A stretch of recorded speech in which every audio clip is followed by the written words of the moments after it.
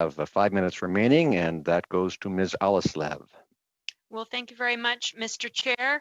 And my question is to Ms. Richardson, if you could, because I too find the cabinet level position suggestion really critically important. So could you give us some more specifics about what your concept is, and maybe even go so far as to give it a title so we can have a short form discussion about what that might be? Well, I haven't gotten around to a title yet. I promise to follow up on that. But I think the idea really is reflected in many threads of our conversation here. We are no longer just talking about the human rights violations in Hong Kong or the threats that Uyghurs face or the challenges for civil society in China.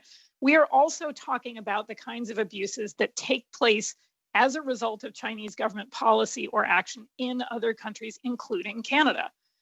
And there isn't a focal point in the Canadian government or any other. Let me be clear, this isn't a criticism of Canada, and it's not a suggestion that we would only make to Canada. It's one that we'll be driving with a number of different governments. And I think especially for the governments that have incredibly complex, deep, thick ties, not just with the Chinese government, but themselves have communities of people who are of Chinese descent or people who are interested in China.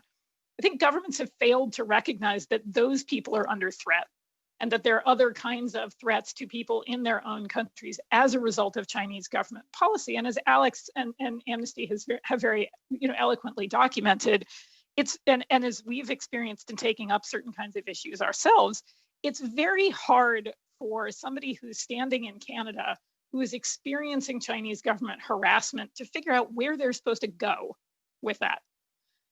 And to sort of shrug or kind of pass the buck from one agency to the next is not a gratifying solution. And really, I think the failure to respond only encourages more of this kind of behavior. We've done a lot of work about universities in Canada, the US, Australia, and the UK, and their capitulations to Chinese government pressure, or it's probably more accurate to say their failures to stand by their principles of academic freedom and independence when there is significant Chinese government or state-owned enterprise money at issue, whether critical revenue streams that come in the form of international students from China are at issue.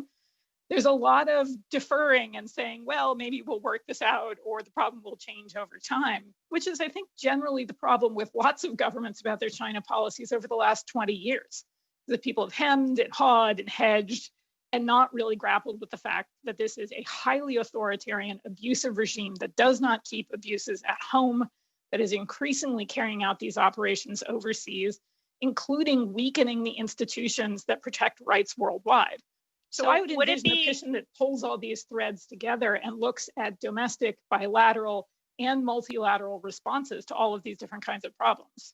So I want to explore that just a bit more. Would it be fair to characterize it in the sense that China certainly has a whole of country approach to achieve the objectives that they're trying to achieve through the national security laws, through the foreign interference, through the undermining of international multilateral institutions, and so that we then in return should also have almost a whole of government perspective where we're looking at it from a sovereignty, a security, an economic, an academic, a human rights lens, so that we have that central point of contact so that we can understand the integration and the interdependence of all of those things to understand how they're working in coordination.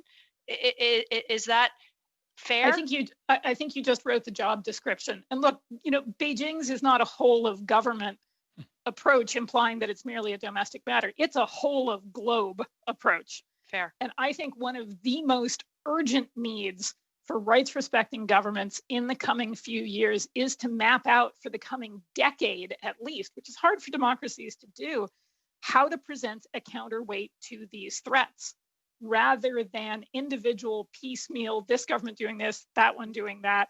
Sometimes things happening at the And could I say that it's not only legislation, but also enforcement and policy and procedures and civilian and corporate attitudes and behaviors? It's It's all of the above, and I have not yet written something on this. You're prompting me to commit to doing that. Please and do, sharing it if with I you. could ask, and then of course table it back to the committee. And I sincerely thank you for all the research and homework you've already done.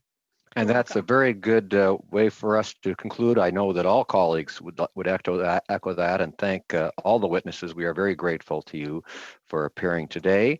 Our next meeting will be at the same time on Thursday. Thank you all, colleagues, and this meeting is adjourned.